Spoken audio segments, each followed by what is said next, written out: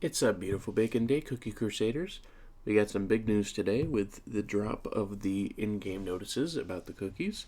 First being that we have our first healer that can actually deal damage. Now, when I say that, let's read the description so you can see what I mean. Skill description.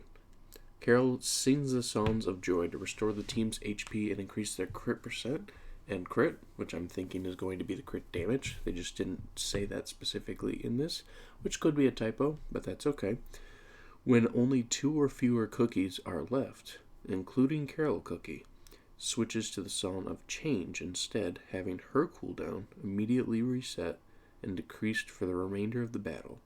The Song of Chance damages the enemies, increases the team's crit percent and crit, and reduces the cooldown for the remaining team members. With each regular attack, Carol Cookie sings the Song of Energy and restores the entire team's HP. However, the more team members she needs to heal, the less healing each individual member will receive. While Carol Cookie is using the skill, she will be briefly resistant to interrupting effects. So, the way I'm seeing this is that Carol needs to be set up to survive with high damage resistance, really good cooldown, and some good attack speed. I think those are going to be the 3 main stats that we're going to have to focus on for Carol, so that when you get down to 2 cookies, she's dealing good damage.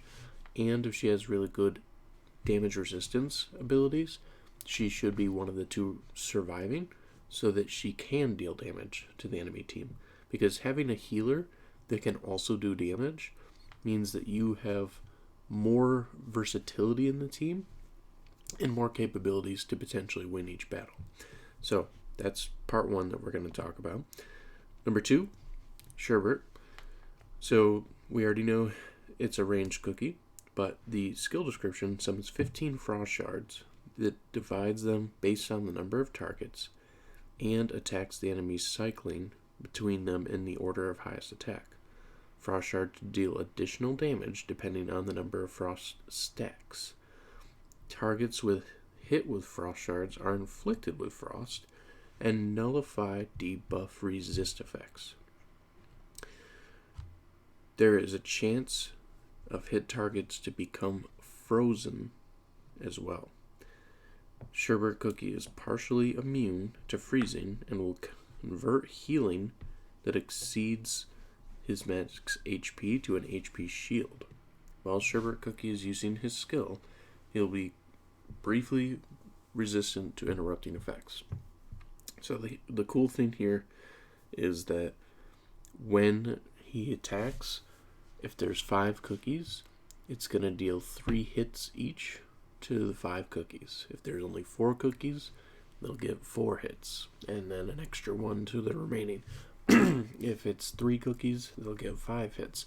So the less cookies, the more hits that Sherbet will actually be able to do.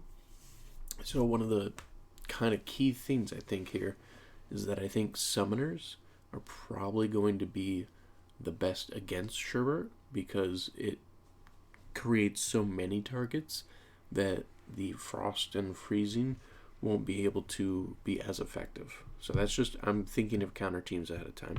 But even better, Frost Queen and Snow Sugar are going to gain the new Frost debuff for their skills, and their balance is going to be readjusted. So we don't know they're rebalancing just yet, but the fact is they're getting buffed and they get the Frost. So my thinking is having the 3 of them in a team to create as much freezing potential as possible. Because if you remember originally, if you were part of the older seasons, when Frost Queen first came out, she could freeze a team for 2 seconds, and freezing their skill for 2 seconds really made a big deal. And so for that reason, if you can do that with 3 potential cookies and nullify their debuff resistant effects because of the frost, you could potentially save 6 seconds worth of their skill activations just from that alone. In combination with your own cooldowns, you might even be able to stack cycle that. So that could be very, very powerful. And I think that's going to be a real big comeback for both Snow Sugar and Frost Queen. and I think that's going to be really interesting to see those take place. So I'm definitely going to try and put that team together and see what we can make of it, especially with Carol Cook as one of the healers. Now, here's a really, really, really big deal right here. The new treasure, Holly-Berrien Royal Necklace. It is a treasure that grants an HP shield to all cookies of the team, increasing their damage resistance. The treasure triggers every 15 seconds and can go up to 3 times. It increases the HP shield's capacity with each activation. But here's what's even better. The Treasure Gotcha Chance Up feature, you get chances increased of receiving the treasures you want, because you can select up to 3 epic treasures you want to receive. So maybe you're like, you know what? I don't have a max level scroll, I don't have a max level feather, and maybe this new Holly-Berrien necklace I don't have.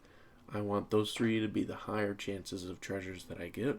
Boom, you're going to raise those odds and have a better chance to get those increased. So I'm loving all the new features, and there's a whole bunch of other things that are listed in the updates, but these were kind of like the real key things I wanted to cover with you guys, because now scroll and I think this necklace are going to be almost the auto includes in a lot of teams, and having the Frost and Frozen setups and abilities I think are going to be really powerful and really important from Sherbet and from Frost Queen and from Snow Sugar. And even if you don't get Sherbet right away, you can still run Frost Queen and Snow Sugar since they'll be getting the new changes. So I think that we can still set up teams before you get the Super Epic Cookie. And once you get Sherbet, I think you can just amplify it even further. So I'll definitely be covering teams that I think are going to be very impactful. And I think this is going to switch up a lot of the way PvP is playing out and how you can kind of go about playing PvP as well. So I have some very interesting team thoughts that I'm going to put together, and I'd love to hear your thoughts and comments in the feedback so we can kind of gauge what we think are going to be the best teams and what's going to be the most fun. Thank you so much for stopping by. I hope you all have a wonderful day.